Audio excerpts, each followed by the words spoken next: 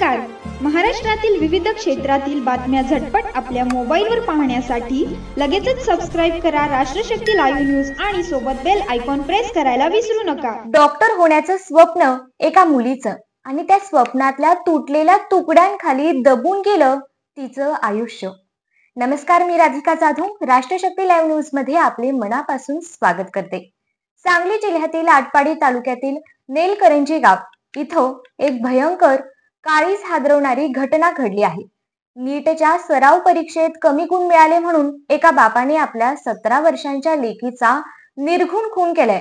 हो, खूनच. साधना धोंडीराम भोसले, वय फक्त 17. नीट साठी अभ्यास करणारी, डॉक्टर होण्याचं स्वप्न उराशी बाळगणारी साधना. तिचं स्वप्न आधीच उरगळलं आणि मग तिचं आयुष्यही संपवलं गेलं. तिचे वडील धोंडीराम भोसले स्वतः शाळेत शिक्षक, घरात शिक्षणाचं वातावरण, सगळं काही व्यवस्थित. पण एका सराव परीक्षेच्या कमी गुणांवरून त्यांनी साधनावर चिडून घरातच असलेल्या दगडी जात्याच्या लाकडी खुंट्याने तिच्या डोक्यावर प्रहार केला.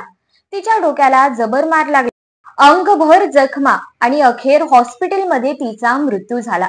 एक आई जी मुलीच्या मृत्यूने कोसळली, तिच्या डोळ्यांपुढे तिचा संसार, तिचं लेकरू संपलं आणि त्या वेदनेनं पेटून उठलेल्या आईनंच पतीविरोधात पोलिसात तक्रार दाखल केली.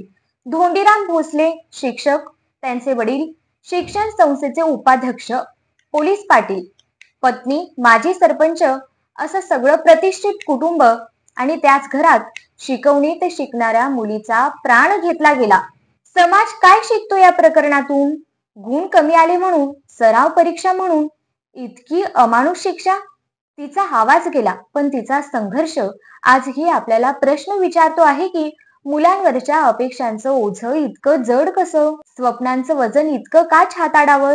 डॉक्टर बनण्यापेक्षा आधी माणूस बनणं किती गरजेचं आहे ना.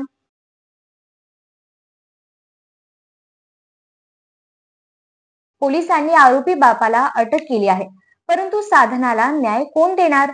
आणि अशा बापाच्या मानसशास्त्रीय तपासणीचं काय? या संपूर्ण कुटुंबाच्या मानसिक आरोग्याबाबत कुणी विचार करतो का? यावेळी राष्ट्रशक्तीच्या माध्यमातून आम्ही समाजाला सवाल करतो की किती गुणांनी माणूस ठरतो आणि कुठे संपतं बापपण?